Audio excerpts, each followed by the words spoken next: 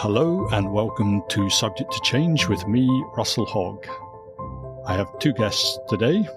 First of all, we have John McWhorter. John is best known for his fanatical interest in dinosaurs, and we talked about that on a previous episode. He is also a regular columnist for the New York Times. He is a professor of linguistics at Columbia University, and he's Glenn Lowry's regular conversation partner on The Glenn Show. So welcome back, John, to the podcast. Thank you for having this paleontologist on your show again.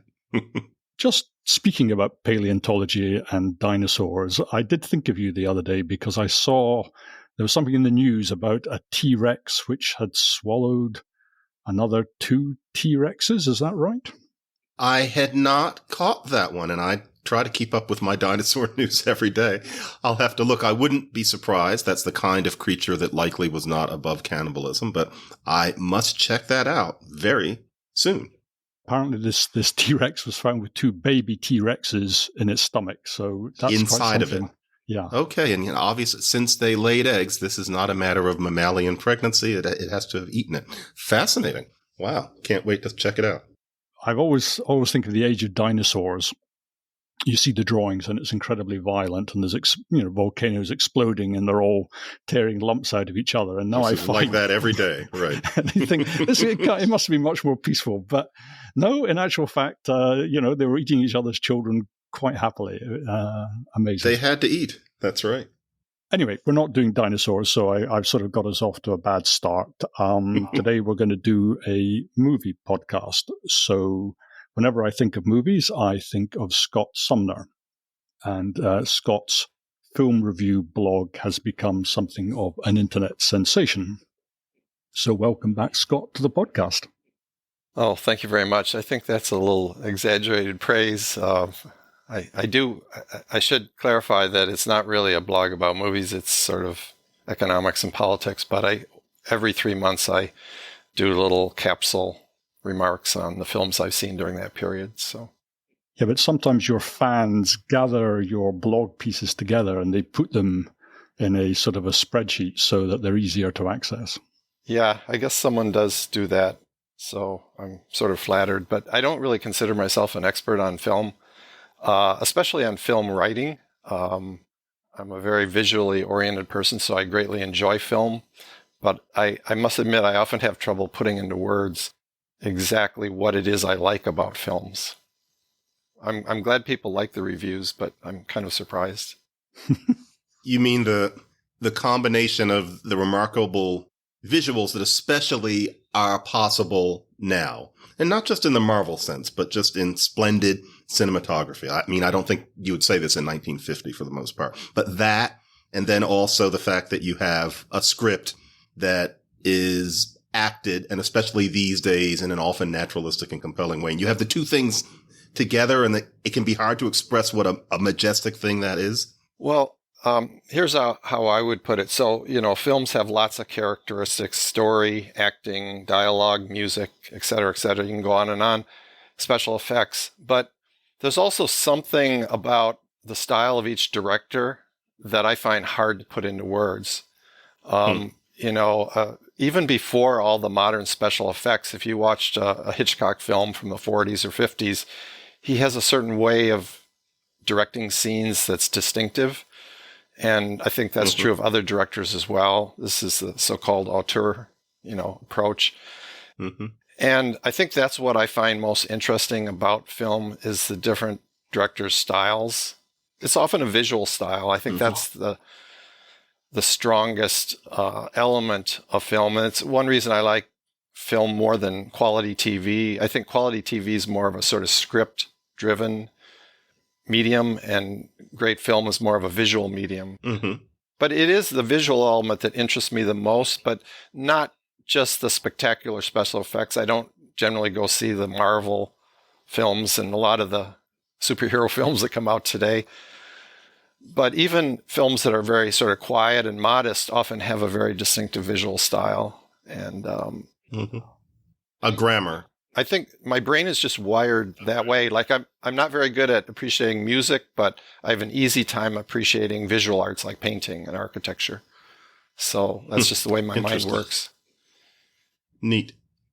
And John, when we spoke about possibly doing a movie podcast, you said you had a strong preference for American, or at any rate English language movies over foreign language movies. And I thought that was almost sort of like, I was quite shocked because, there you are, a columnist for the New York Times. You're a professor of linguistics. I feel you almost have a duty to to like foreign language films. So what's going on there?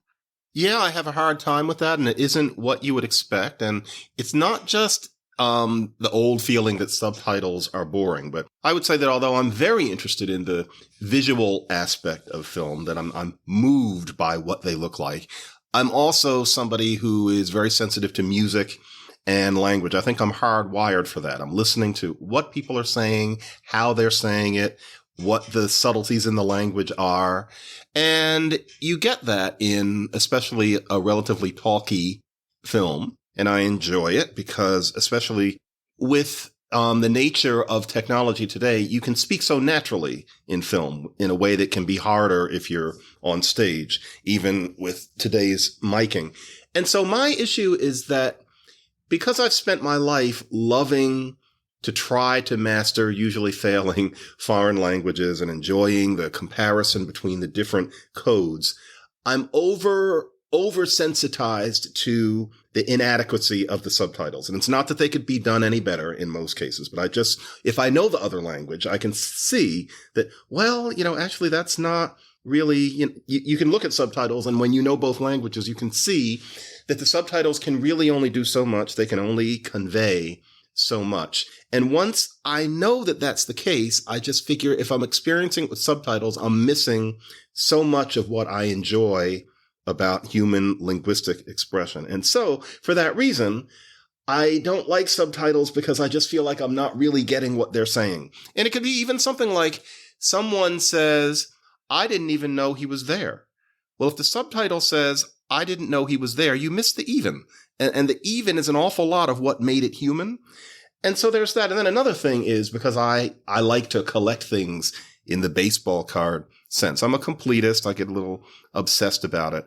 I figure if I don't do too many foreign films, except the ones that you must experience, then I can do a better job of seeing quote unquote all American films. If I'm also going to do French and Japanese and Persian and Bollywood, etc., there's too much for me to follow, especially at this stage of my life. So there's also a pragmatic aspect to it. But it's odd. My first impulse in talking about movies is not to say Kurosawa, because when I see Kurosawa, I think I'm not really getting what they're saying, and I feel inadequate compared to any Japanese person watching. And then I just want one of our films where I know exactly what they're saying. What's your take, Scott? You're practically, going to be investigated for un-American activities. When I look at your movie reviews, it's almost. That makes a lot of sense to me. Your strengths are my weaknesses, language and music. So, with foreign films, I think that I'm appreciating them, especially at the visual side, from the visual perspective, and that's probably one reason why I watch relatively more foreign films than a lot of Americans do, is that I think most Americans are watching film more in terms of story and dialogue and acting, which makes sense. And so therefore, a Japanese film is just not as appealing from that perspective. I do think, by the way, I love American films. It's probably my favorite country for films because there's just been so many great directors throughout U.S. history. But in a relative sense, I probably watch more foreign films than most people, again, because I focus so much on the visual side. And certain cultures like Japanese particularly are very strong in the visual side of filmmaking. And one other quick point, when we think about the visual side, I think a good example of what I'm talking about is the film My Dinner with Andre, which superficially seems like a completely dialogue-driven film. I don't associate it with visual style. No. Right. But if you watch it, I think it was Louis Malle that directed it. It's actually very, very well filmed from a visual perspective. The way he moves the camera, the way people in the background are included or not included. If you watch it again and just think about it from a visual perspective and the choices he's making, he makes the film more mesmerizing in some hard to define way by his visual choices. Although clearly the most important part of the film is the dialogue and the facial expressions and so on. But I think that's something that a lot of people who are more focused on dialogue and acting might overlook. I think one of the reasons why I think foreign films became trendy in like the 50s and 60s and so on is that because people struggled with the language, they were spending more time watching the visual aspect of French films or Japanese films, and they were noticing things that they didn't perhaps notice with American films because they're following the story in a more natural way and immersed in the story. Scott, can I ask you a question? I'm going to get in trouble here, but I think you're going to be really good on this. We're going to talk about visual aspects of things, and the visual probably being every bit as important as what's going on. John Ford, I'm assuming that you're very moved by John Ford. Is that correct? Yes, I think he's a great director. Yeah, and many people do. And, I've seen most of him. I would say probably 4 out of 5 of the things he did, including The Silence. I mean, I really worked to take in Ford. I thoroughly enjoy many of them. But I must admit that if I'm in a contrary mood, there's a part of me that doesn't quite get the utter adulation. I don't completely get it. I don't think that he wasn't good, but there's a part of me that thinks if I hadn't been told that John Ford was amazing, would I think so? As opposed to other directors where I realize later, oh, wait a minute, other people like him too. Is there any room for saying that there's a certain extent to which we praise Ford because people before us, no offense really, praised Ford? Tell me, what is it that you see in his whole oeuvre? Let's start from The Informer on, like to allow the camera to be able to do the things that it does. What is the thing that mesmerizes you utterly that often leaves me thinking, pretty darn good, but not worshiping him?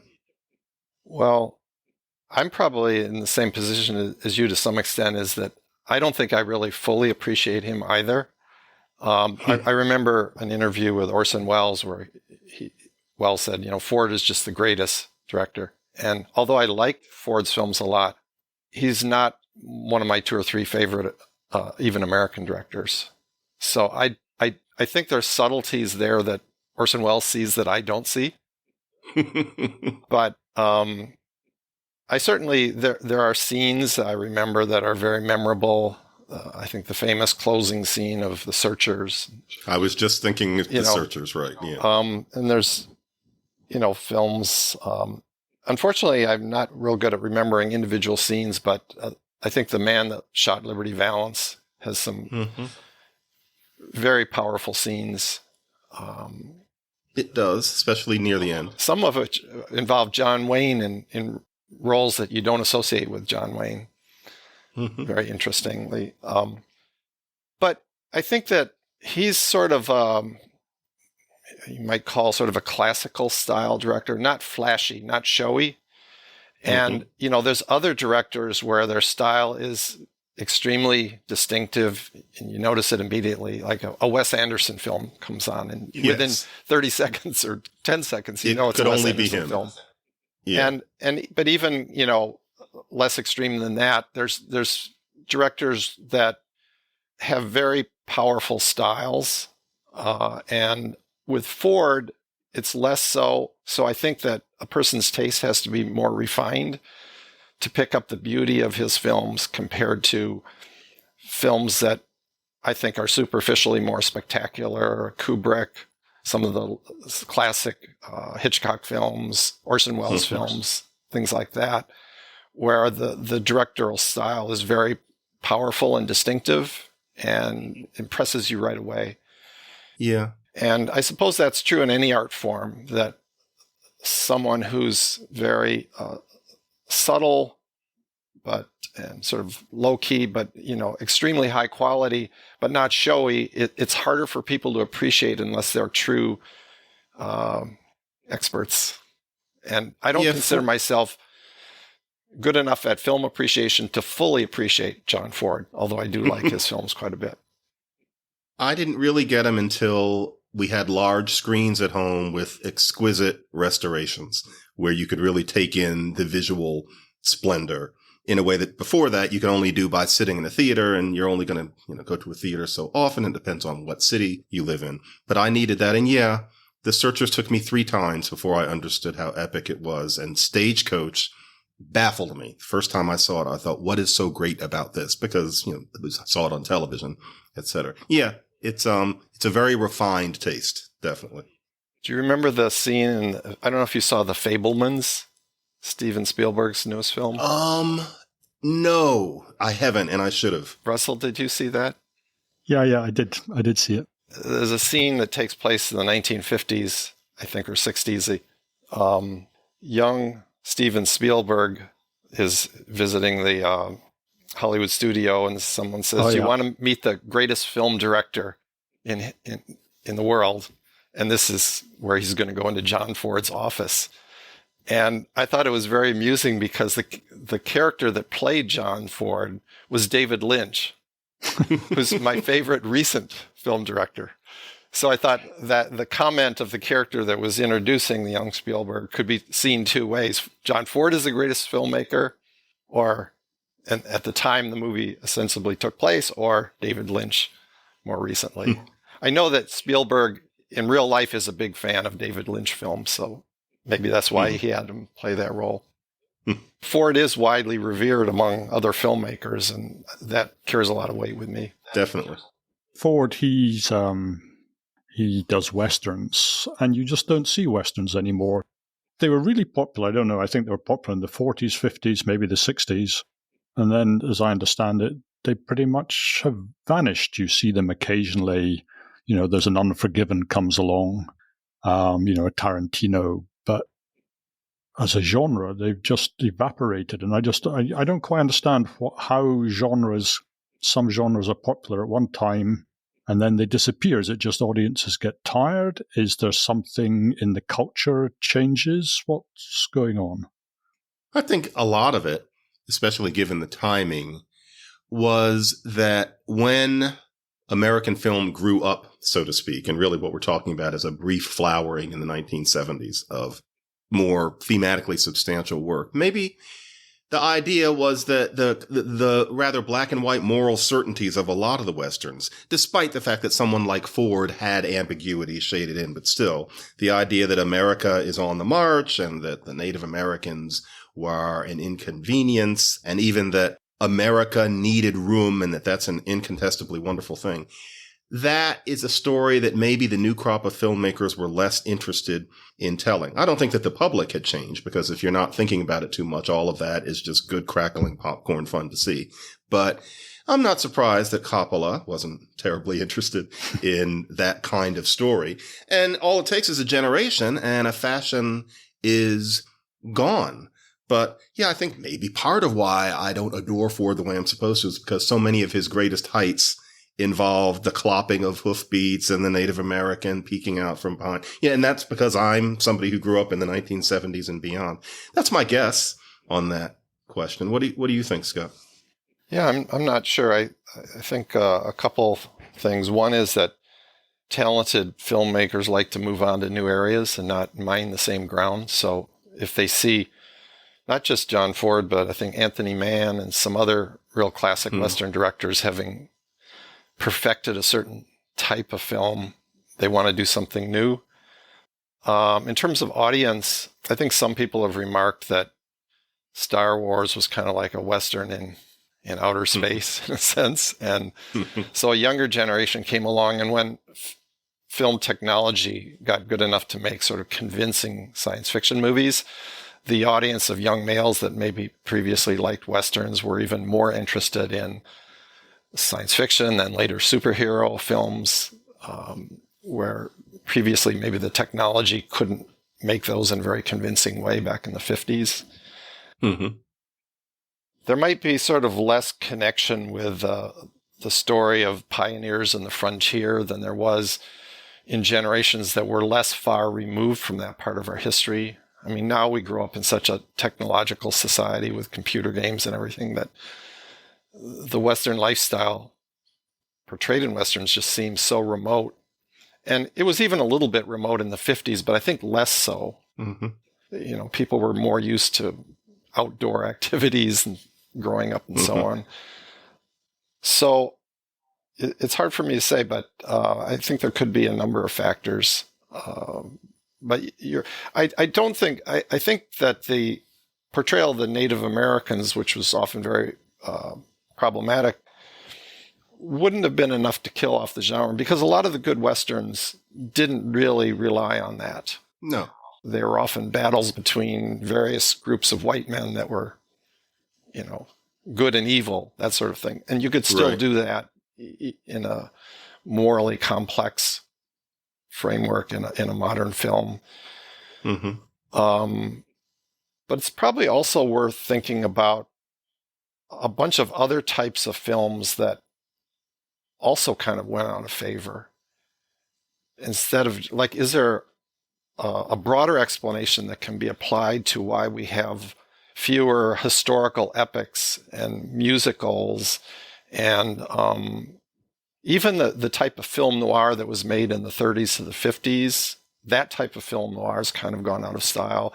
A certain type of romantic comedy is, I think, less common today, although maybe that's not quite as true. But there's I think, a bunch of types of films that, you know, biblical epics, a lot of things that are no longer made, not just Westerns. There's an extent to which the grammar of one era becomes mannerisms in the next. And so a generation later, what was very fresh looks like it's being done in quotation marks. And I think some of that is what happened to the screwball comedy, although there are plenty of rom-coms these days, and I often think that they are just as funny as Bringing Up Baby, etc. We just don't call it screwball the way they did in the 30s. But definitely with the epics, I think part of the reason for that is that boutique television has taken over so much of it. And so if it were 50 years ago, we would see a movie, probably by Peter Bogdanovich, about New York City in 1882. Now, HBO Max has The Gilded Age, which has the visual quality almost of a film, and, acting quality as well, with the obsession with accuracy, etc. So I think today, well, Barry Lyndon is pushing it too far, and that's so sui generis, but the epic nowadays can be done on what used to be called a television, but we have such bigger screens and such better fidelity. But yeah, the general mix of genres has changed a lot. And sometimes a genre has gone largely extinct, and sometimes you just see it in a different medium. But yeah, that's definitely true. I guess the big historical epic, or the fantasy historical, it's typically something like Game of Thrones, which they can do over, I don't know how many hours. Gladiator, it's only got a couple of hours, 3 at the most, to achieve. Mm-hmm. Do you have a favorite genre, John? From the good old days? Yeah, and I hate to admit it, because I know I'm supposed to say that it's noir, but it's not. When a film musical is good, and that's not as common, in my view, as many people might think, but when a film musical is good, to me, it's like church. And that does not include the grand old Arthur Freed MGM musicals. I find them extremely overrated. Almost all of them, I find it.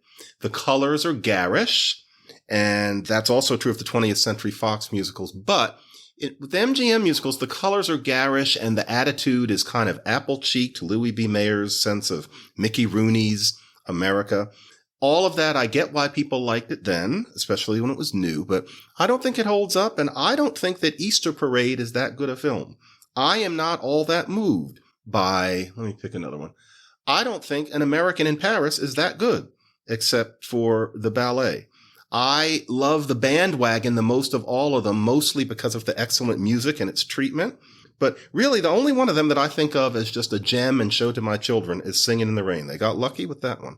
So, for a lot of the 40s and into the 50s, the ones that are considered the best are not the best for me. I would rather have the kind of working class sass of the 20th Century Fox films, even though it's the same plot over and over again with Betty Grable. But to watch something like The Gang's All Here, or even some of the lesser ones, Rose of Washington Square, Alexander's Ragtime Band, those are great, demotic, honest, silly, unambitious, deliciously musically scored films. The Warner Brothers musicals in the wake of 42nd Street, there were a good 24 others. Some of them are awful. A lot of them are middling but excellent, and a few of them are just gems. I think those are just spectacular. As time goes by, what a good musical is changes, and there are a lot of utter disasters, particularly in the 1960s. But when that genre works, including really quirky things like The Boyfriend in the 70s, where they take a really silly stage musical and make it into a very layered depiction of the staging of that musical by real people, you can have really good work. And it's something that I often find more seductive than actual live stage musicals because of what you can do visually on film. So I hate to say that my favorites tend to be musicals, especially old ones. It's hard to get it to work now, but yeah, musical. And again, why doesn't it work now? We don't believe that. The idea that somebody is going to start singing on a park bench, especially because in the older ones, what you saw on screen didn't look like real life anyway. Now, if you have something like La La Land, it's real life, and all of a sudden these people are singing, and where does the orchestra come from? Not to mention the whole idea that there is mannerism in what used to be gesture. So it can work, but it's harder. And so, for example, the West Side Story film was great. The recent one was great in many ways, but they make everything so real. You've got the rubble of the neighborhood being torn down. You've got people talking like real people, made up to look like real people, more genuine racial relations. And then somebody sings a song like Tonight. It didn't work for me because the world they created was too real for that kind of music, especially after this long a time, to make any real sense. And so a lot of people, I think that film was somewhat overpraised, although it was a noble effort. But when it was 1932, boy, did it work. That art stands up, in my view. That comment about we don't believe anymore, that kind of resonates with me because I was thinking a similar thought about film noir. And there's a certain style of film noir that I think started around the 30s and went into the 50s, where there was often a kind of a lower class, usually white guy, working class, that was in desperate financial situations, started in depression, and was pushed into a life of crime. And in these films, there's a certain degree of sympathy with the criminal in many cases. You like that Humphrey Bogart, yeah. Yeah. And this went into the 50s, these kind of film noir. You had someone with like Richard Widmark and other actors. And then in the 60s, they went away. And I wonder whether it's that we don't believe anymore that that person's financial situation would be that desperate. By the 60s, the working class was much better off. We had a booming economy. We weren't in the Great Depression anymore. If the man was stealing because he couldn't feed his family in the 30s, that's kind of believable. Less so maybe in the 1960s. Especially for a white male. And I wonder whether that lack of belief, and then you get into the 70s and there's sort of a turn, in the late 60s, the crime rate is rising a lot, but probably not due to poverty because the economy is booming. So you get these films like Dirty Harry, where the audience is now siding with the cop, trying to, sort of get rid of all the bad guys. And that's a very different take on crime from the film noirs of the 1930s, where there was definitely more sympathy for the criminal. Obviously, they had to, in the end, have the person get what they, quote, deserve. But during the film itself, there was often a certain level of sympathy for the criminal class. And yeah. I don't know. I just feel like that kind of economic desperation that was believable in the 30s became less believable by the 1960s.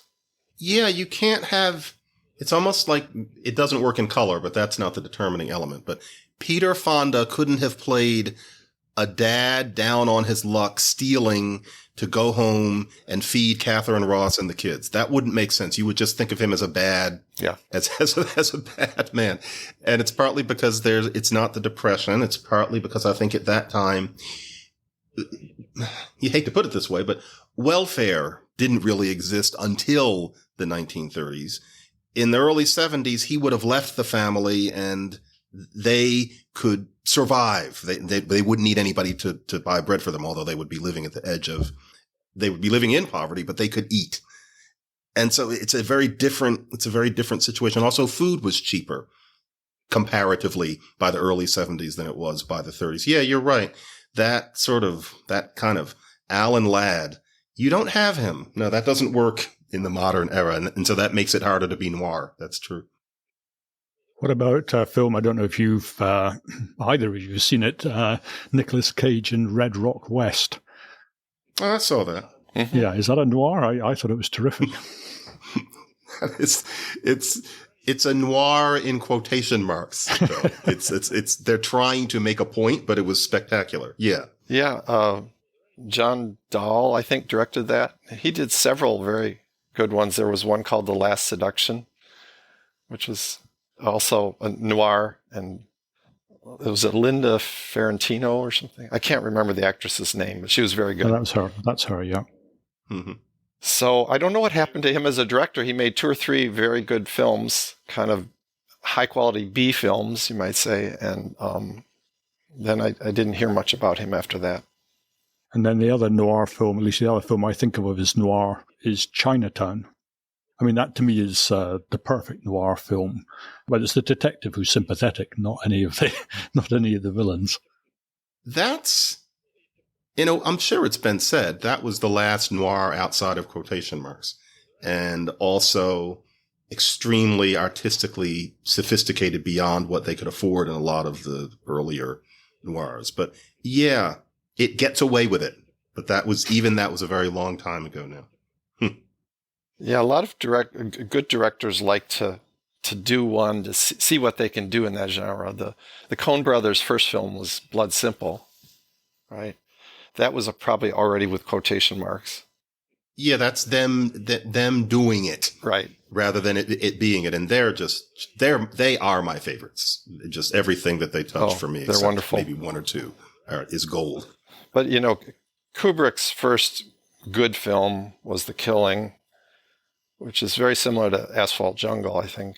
And then, Orson Welles, what was that one he did in 1958? Now I'm getting to the age where I forget names of films. Orson Welles noir on the Mexican border with Charlton Heston. A Touch of Evil. Touch of Evil.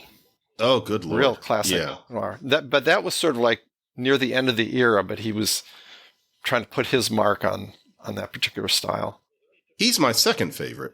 And Touch of Evil, to me, is just beyond genre. Yeah, it's a noir, but what a weird, wondrous mess of a movie. It's a great film. Yeah, I think it took me twice. I had no idea the first time I saw it. And I thought the people who love this are smarter than me. So I watched again, and then it just grabbed me by the neck. But yeah. Noir plus Wells.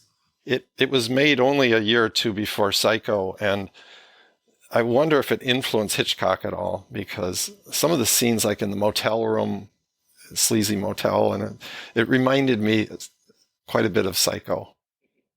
Even the visual, black and white. Hitchcock went back to black and white for Psycho.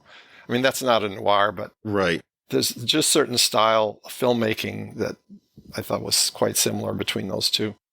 And also they're very chilly black and white in terms of what they look like, in terms of how the lens is set. There's a gleam that they both have. Yeah, they feel like they're of a piece in that way.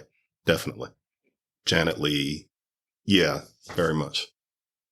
I asked for you both to sort of come up with your film of the year. And Scott, you came up with something which has a link to musicals. So what was your film of the year? Oh, Lynch/Oz. So reference to David Lynch and Wizard of Oz. It's a documentary where they have 5 or 6 people, each spending 20 minutes talking about the links between the work of David Lynch, the director, and The Wizard of Oz, which he was apparently just obsessed with his entire life. And there's references to The Wizard of Oz all through the work of David Lynch. And it was actually a lot more interesting than I would have expected. I'm a big fan of David Lynch, but I'm not as much of a fan of people that are always trying to find symbolism or references in films. Sometimes I think that's overdone. But in this particular film, it was just so convincing and so interesting. And I have to admit, I enjoyed it partly because they were showing many of my favorite scenes from various Lynch films and then, comparing them to scenes in Wizard of Oz. And I just found it very interesting. So yeah, that was my favorite film. Basically, it's a documentary. I know we're not supposed to be talking about The Wizard of Oz, but I just want to throw this out there because I know it's going to be the only time I will ever get to share this with the public. Something that has always struck me about The Wizard of Oz is the elusiveness of the genius of a film, because the film that we have is perfect. It's absolutely perfect. You can hardly believe they pulled it off in so many ways, including the score in 1939. It's astonishing. But then you find out that there was a number that they cut, which is this tacky, trivial boogie-woogie number called the Jitterbug, where they're all dancing around in very 1938 style about this jitterbug that's, getting under their skin. They knew to pull this out, but they got as far as having rehearsals in full costume, and somebody took a home movie of it. You can see them doing it. It makes no sense within the context of the film, but you can see that if you rolled the tape again, that would be in it. And suddenly you'd have this hopelessly period number sitting there in the middle of it, which just shows you the role of chance in these things, that they would even sit down and write that song for what otherwise sounds like music that was all written of a piece by Arlen and Harburg. Just wanted to put that out there, that there's a fine line between something coming out perfectly and something coming out with a huge glitch, and people can't know at the time. Just saying that about The Wizard of Oz. One piece of... Oh, go ahead, Russell. Well, I was going to say that one of my favorite films from long ago anyway is Apocalypse Now. And every so often they produce a longer director's cut. And it just seems to me it gets worse and worse with each cut, with Kilgore's, there's some funny business with his surfboard, which is just leaden humor. And I think, I completely understand why you did it the way you did it the first time. Yeah. One piece of evidence about how miraculous that film is that the first, say 10 times I watched it, it was a severely handicapped version. So I'm 68 years old and I grew up watching black and white TV on pretty small sets. And when I was young, that film was shown once a year on television. It was a major event. So the whole family would watch it. And we were seeing it in black and white. Oh, no. And, the sound wasn't very good. The picture wasn't very good. In those days, you had to jiggle the antenna to make it clearer. And it wasn't until I was an adult and I saw it in the theater. And this is going to sound odd, but when it switches from black and white to color, that actually surprised me because I had never known that took place. And if you think about it, that's a very important part of that film, right? Yes. And the fact that it was shown once a year on TV to American homes where most of the sets were black and white at that time, and people still enjoyed the film, I think is a testament to how many levels on which it works, right? So it was severely handicapped, and yet people were still entranced by it. That's a good boy. I would not want to sit through that on one of those, 11, 13-inch black and white sets. At 58, I remember that. That was my first 7 or 8 years. Boy, you need the whole picture. I guess I would have completely missed it without those rich greens and loud sound. Sure. Wow, that must have been interesting. So that was a period where, we were seeing things in a very different way. And John, I think you mentioned earlier the effect of television on the movie industry, which I think has been profound in several ways. Things that people used to go to the movie theater for, now they get on television. So we have these quality TV series, And especially adults that aren't interested in special effects like superhero movies, they're finding the things they want on TV. The image quality is much higher. And, back in the 50s, when all these noirs came out, especially B grade ones, they were essentially serving the role of TV. People would go once a week to see something like that. And so the types of films that are being made in Hollywood today are often, serving the market that TV can't serve, the spectacular superhero films, obviously.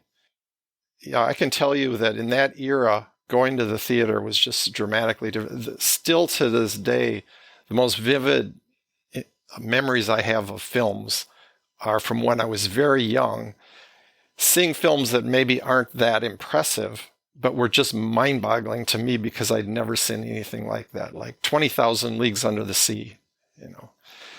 I saw that as a young boy, and I just was flabbergasted. I'd never seen those kind of spectacular color special effects on the big screen before. And, kids growing up today, it would be a completely uninteresting film. It wouldn't work, no. Yeah. That must have been fun. I'm about 10 years younger, and so I had that maybe in the late 70s. I remember seeing the first two Superman films and very consciously thinking, you can't get this at home. But pretty soon TV screens were getting bigger, and a lot of the movies started getting smaller, the Cineplex. I remember that effect. You got to enjoy that longer. That must have been fun.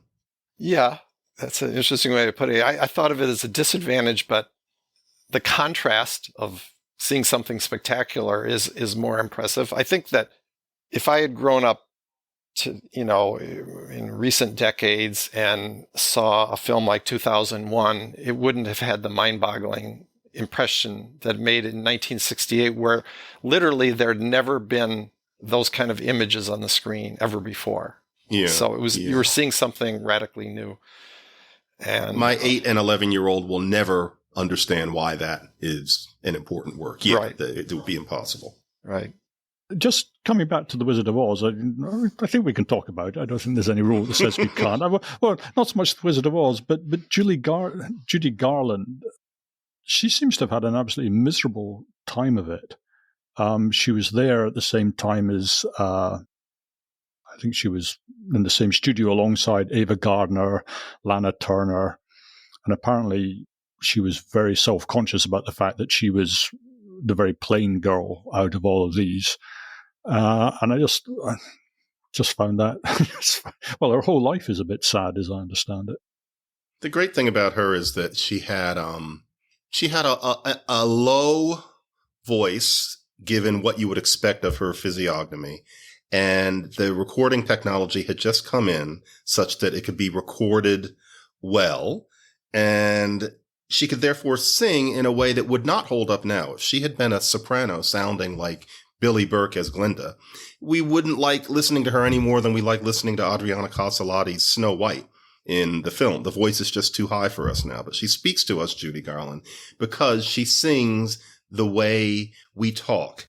And because of the fundamental sadness of her, I think she comes across as less cloying just in the way she sings a song like Somewhere Over the Rainbow than anybody else at the time singing, almost anybody else at the time singing it would have. And that was all lucky too. They were going to cast Shirley Temple. They could have cast someone else and it would have made money then, but we would find it all but unwatchable now.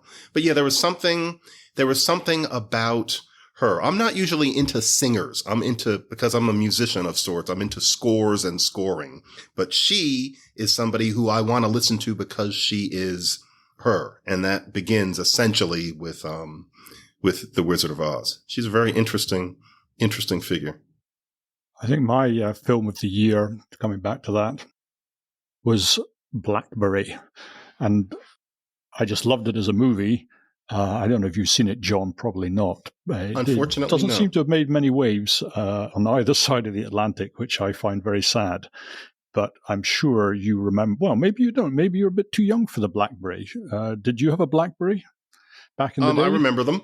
Yeah, okay, but when I was starting in business, it was called the Crackberry because everybody had one and they were tapping away in them, and it was absolutely the thing. And I then never they were had white. one, but You never had one?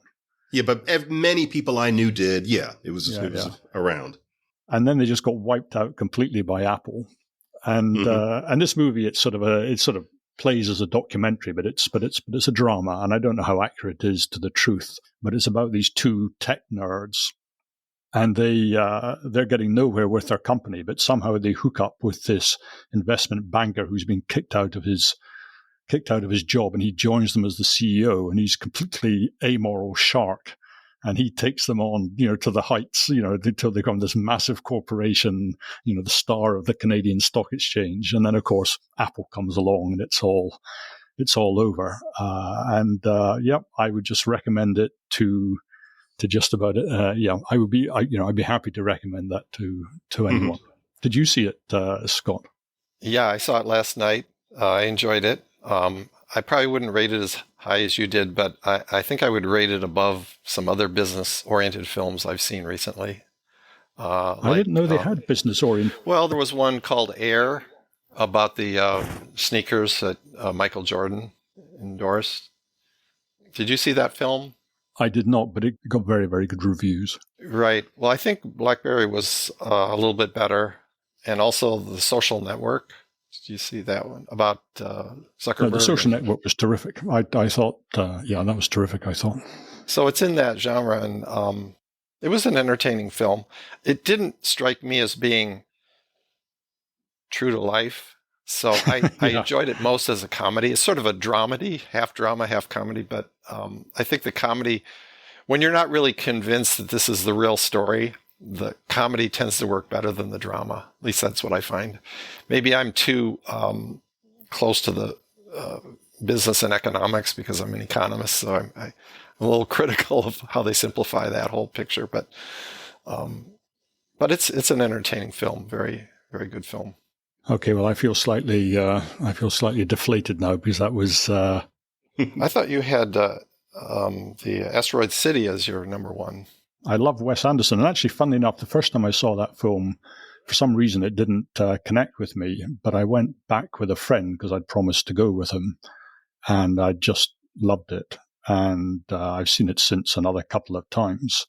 I love Wes Anderson, and partly because all his films, or a lot of his films anyway, they seem to be comedies on the surface.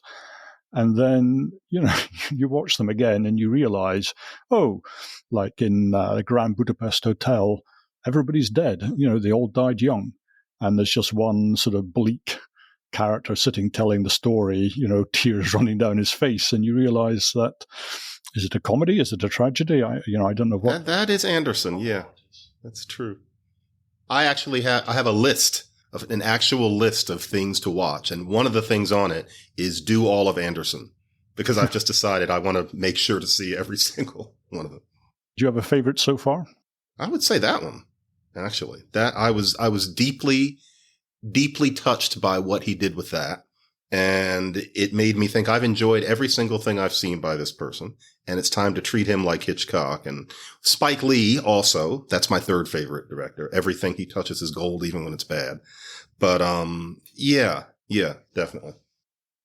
How about you, Scott? How are you with Wes Anderson? Oh, I love his stuff. He's probably my favorite of directors that are doing stuff right now.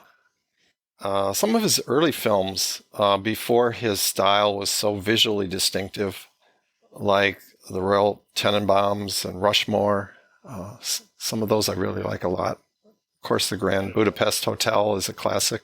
But yeah, they're all very good. I don't think the last few have been quite as good as his peak films, but I still would rate them very highly. But I think his style is getting more, I don't know how to exactly put this into words, where the way he frames scenes in a very amusing, symmetrical way. He loves playing with visual images now in ways that was less true, I think, in the first few films he made. So his visual style has developed more and more as time has gone by, so that you can now recognize within seconds that you're watching a Wes Anderson film. What I like about Tenenbaums is something that entrances me about any piece of art when they pull this, and it's probably superficial, that it could be at any point in time. the 70s cars, but decoration from the 50s. It's clearly meant to be just humanity. Although, of course, we're talking about American 20th century humanity, but like the cartoon series Archer, where, everything looks like both devices from the 1950s, but they have iPhones, etc. I love that when no explanation is given. You're just supposed to accept that this is these people's world. To me, that's art. Just even that right there keeps me going for 100 minutes. That was one of the things I liked about Brazil. You were sort of supposed to be in the future, but somehow you were back in the 1940s. Yeah. Love that. Okay, look, we've been going on a while, so is there anything else we want to talk about? Anything else we want to say? What did you two think of Maestro, the Leonard Bernstein biopic, if you've seen it?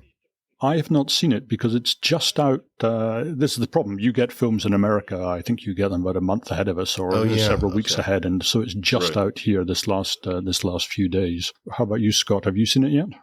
No, I haven't seen that one yet. Is it something I should see? No. Oh. To be perfectly honest, it's a terribly trivial picture made about a very interesting figure with truly remarkable makeup and incredible apings of exactly what various scenes in his life looked like. But basically, I went in really expecting to enjoy it. I know indirectly, like through a generation, a lot of the people who were in it just by chance. And yet it turned out to be about a woman who marries a man who she knows is gay. She ends up not liking it when he is a little too out about it. And then she dies. That's the movie, but you're never given a reason to care either about her or about Bernstein. It doesn't give you a sense of what the nature of his achievement was. And so you just have this story of a marriage that you have no reason to find as interesting as maybe we would have in 1977. So I really found it quite disappointing, rather epically disappointing, but the press that it's getting would lead you to believe that there was something else going on. And Russell, I'm sorry if this is inappropriate to say on the show, me sitting here dissing something, but I was frustrated and I just wanted to talk to people who maybe had seen it and felt differently and could teach me what I had missed, but that is not possible at this moment. I'd be interested in your opinion on the film. Again, I've forgotten the title, but it was about the female conductor and Tar. What's that? Tar. That film was quite interesting, but you probably know, since you know a lot more about music than I do, I'd be interested in your take on that. I think there were several interpretations of how we should see her. Yes. As, villain or victim. So I'm very interested in what your take would be on that. Loved Tar. I thought that it was magnificently ambiguous, that Tar is a very charismatic figure, also a flawed figure. It's very hard to intelligently decide how you feel about her. We did understand why she's great. The film made sure to give you a sense of what the nature of great conducting is. Just by chance, through a generation, I know one of the people who she was based on as a conductor. And so I have sat at his feet and listened to him talking about things. A lot of the things she said in her interview were verbatim quotes from him, John McWhorter. And so she's real. And the film gives you a sense of what's important about, for example, conducting Mahler. I think if I hadn't seen Tar recently, I wouldn't be so down on Maestro because it doesn't do that job nearly as well. If you liked Tar, you will not like Maestro as much. Let me try that. I only got into the first 20 minutes of Tar because the girl I was with had a baby and it started to wake up and we had to beat a retreat. A lot happened after the first 20 minutes. I figured it kind of might. And then the other film of the year is Oppenheimer. And I'll sort of put my cards on the table. I don't know if you guys have seen it or not. I hope one of you at least have. But I enjoyed it. I thought it was good. But, it just didn't quite get over the line for me. I was very happy to have seen it, but I wouldn't go back to it. I felt like you. I thought I would have been much happier with an Oppenheimer that was a good 45 minutes shorter. Ask me what I would cut. I'm not sure. Maybe fleeter direction or something like that. But I wasn't that interested. I didn't feel like we needed 3 hours of what happened to that particular person. I would have happily gone through 2 hours and 15, but for the spectacular explosion, which really shook the theater, talk about what you can't even get at home. You see the explosion. The special effects are wonderful. Then the film had an hour to go after that. That dramatic shape struck me as awkward because that next hour didn't hold me in the way that I could tell I was supposed to be being held. I respected it very much, but I thought they took more time than that story necessarily needed. How about you, Scott? Did you get around to seeing it? I haven't seen that yet. I think your problem is that you watch everything on your giant TV screen in your basement. So if it hasn't come onto streaming, you're stuck. Well, that's one I probably should have seen at the theater. I guess I still could. It helps. No, I saw the Barbie half of Barbieheimer, as they called it, but not that. I'm not a big fan in general of historical biopics, and it got kind of mixed reviews, so I didn't rush out to see it. Okay, shall we finish it off there? We done? Maybe. John, have you got one more you want to talk about? Have you got another one up your sleeve, or we? No, I saw Barbie, and who wouldn't like it? You know, there are a lot of good things. For what it is. Saw it the week after Oppenheimer in the exact same theater. No, it was good. You know, I have an 8 and an 11-year-old, so of course I saw it. It was a very good piece of work. You know, Barbie is one of those things where if you think about it too much, you can't help thinking at the end, what solution are we going for here? What's going to happen to Barbie now? And I can't really explain that without spoiling it for people who haven't seen it. But it has a very humorous closing line that nevertheless leaves you wondering, what would the sequel be? Or even if they don't make the sequel, what are we supposed to think about where she's been before? What's the lesson on feminism that we're supposed to get from this? But it was a delicious confection. I was delighted every second. Talk about the garish color of the Arthur Freed musicals. Barbie looks like that, but because it's in quotation marks and it's about this doll toy, it's funny and kind of delightful. 45% of it is what it looks like. So yeah, I recommend it. Those of you with children, or especially women children, are gonna see it, and you're probably gonna see it more than once. It's very enjoyable. But I didn't understand the end. Just leave it there. Well, the other very feminist film I saw this year was very much not something you would take an 8 and 11-year-old to. It was an R-rated, which is unusual these days. And I get muddled with the name, but I think it's Poor Things, which is a sort of a Frankenstein affair, right, where this woman is reanimated in the laboratory.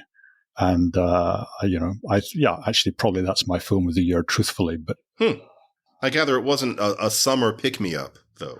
No, not really. It was, some of it was a pretty tough watch, but for a feminist film, and I go in there, slightly defensive as a man. Nope, completely sold me. I absolutely loved the central character and loved what, she's a fantastic actor. The denouement made perfect sense, and the whole story made perfect sense, and it's just one of the weirdest films you will ever see. So I thought it was absolutely terrific. Well, I don't know if these would be regarded as feminist films, but I think in a way they are. I just saw 2 concert films. I don't keep up very much with pop music, but I thought I better find out what's going on with 2 generations below me. So I saw the Taylor Swift and the Beyonce concert films. And how do they hold up to The Last Waltz? Well, that's hard to say because when you're judging a concert film, are you judging the music or the filmmaking? And it's very subjective. Obviously, I'm not that much in tune with modern pop music. But one of the things I was thinking about, we talked about Judy Garland earlier, and so many performers have kind of had difficulties with their lives. And the reason I mentioned this in the context of feminism is these 2 films, both women came across as really kind of in charge of their lives. Like they knew what they were doing, and they weren't fragile creatures that were likely to fall apart after becoming successful. I guess they've both been successful for quite a period already. But that can be very hard to navigate. And so it seems to me I was seeing two of the rare cases of people that really mastered their career, and both female, obviously, in a way that many other people struggle to do. So beyond the music, I found that aspect interesting.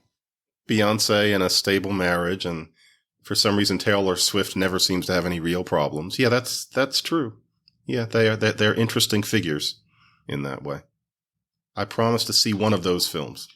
They differ in that the Beyonce film has a lot of behind-the-scenes interviews with her. The Taylor Swift is all concert, basically. So the Beyonce one, you sort of get to know her a little better, although it's clearly sanitized a little, I suppose, for put her best face forward. But it is kind of interesting. You do get something of her personality in the movie, more than... That seems more interesting. Yeah. It's more interesting that way. And I don't know a lot about pop music, but she seems like a more dynamic performer, more powerful performer. I think Taylor Swift might be a more talented songwriter, perhaps. I don't know. But they both have real strengths that come through in the film. Huh. I'm going to take a look at the Beyonce one first. There was something I heard on NPR recently about how Taylor Swift's lyrics really connect with young women. Like there's actually college classes that discuss the stories she tells in her pop songs. And, this is all new to me. I'm more of the generation of, Bob Dylan, the Rolling Stones, Beatles, and so on. So I found it kind of interesting to see a little bit about what's going on with modern pop music. It's a very different art than Dylan or Cole Porter, to go further back. Yeah, you have to listen in a way that I find elusive, frankly. I find the songs of both of them are kind of factory generated. And I know that Taylor Swift sits down and writes her own poetry, but then the reason the songs are good often has as much to do with the gut thumping quality of the sonics as with what she's saying. Although that's not what these girls are relating to. She is their Edna St. Vincent Millay. That is clear. And with Beyonce, a lot of it is danceability. And then there's also quote unquote girl power and a certain amount of artfully manufactured melodrama that is part of her mystique. And I'm not putting her down, but that's part of what she does so well. But yeah, it's, I always miss Sondheim, which makes me probably the squarest person in the world. But yeah, I would want to see these in order to relate to what it is that these intelligent, artistically sensitive people today love as much as I love my stuff, because there must be a reason. Yeah. Okay. Thank you both very much indeed. That was terrific. Thank you. Well, that's the end of today's podcast. I hope you enjoyed it. And if you did, and you have the time, then a review on Apple Podcasts or iTunes or wherever it is, that would be fantastic. And generally, if you have any feedback at all, do feel free to drop me a line. My email is hog.russell@gmail.com, and that's 2 G's, 2 S's and 2 L's. Okay, that's it. I really hope you enjoyed it, and I hope you'll be listening again next time. So, bye for now.